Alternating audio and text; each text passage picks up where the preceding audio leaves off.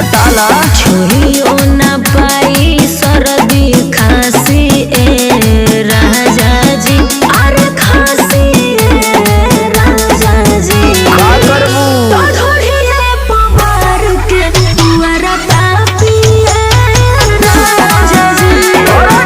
के ढोढ़िए पवार के पुअरा तापी ए राजा जी। अरे तब तक भकाए के गर्मी फेंक दे।